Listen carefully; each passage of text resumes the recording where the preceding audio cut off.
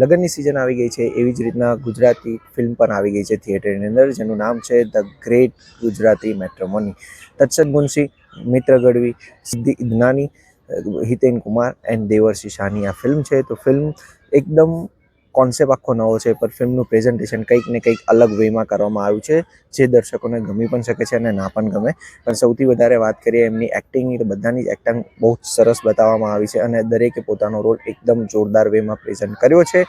Film 2.5 કલાકની છે, પણ ફિલ્મ થોડી લંબાવવામાં આવી છે એવું મને લાગ્યું છે. અગર રુસ્તમ અંકલનું કેરેક્ટર અંદર ઊભું ના કર્યું હોત તો ફિલ્મ કદાચ 2 કલાકની અંદર બહુ સારી રીતના પતી જતી.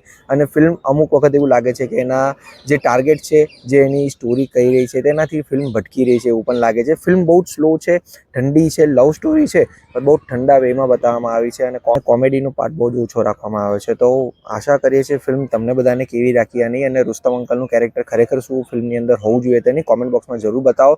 ફિલ્મની સ્ટોરી કંઈક એવી બતાવવામાં આવી છે કે તત્સદ મુનશી અને મિત્ર ગઢવી બંને એક મેરેજ બ્યુરો ચલાવે છે, જેનું નામ છે ધ ગ્રેટ ગુજરાતી મેટ્રોમની, જ્યાં દેવર્ષિ શાહ એન્ડ સિદ્ધિ ઇદનાનીનું મેરેજ ફિક્સ થાય છે. બટ એ ફિક્સ થયા પછી મિત્ર ગઢવીને એ સિદ્ધિ ઇદનાની ગમવા માંડે છે અને એના પ્રત્યે એવો જ એપ્રોચ રાખે છે કે એ ફ્યુચર વાઇફ બને.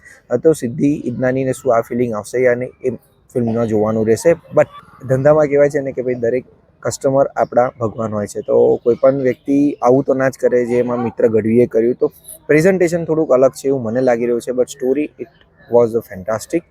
ફિલ્મને આપણે આપીશું 2.5 સ્ટાર આઉટ ઓફ 5. તમને શું લાગે છે, આ સ્ટોરીનું પ્રેઝન્ટેશન બરાબર હતું યા નહીં? કોમેન્ટ બોક્સમાં એ પણ જરૂર બતાવજો. ટિલ ધેન ટેક કેર, જય હિન્દ.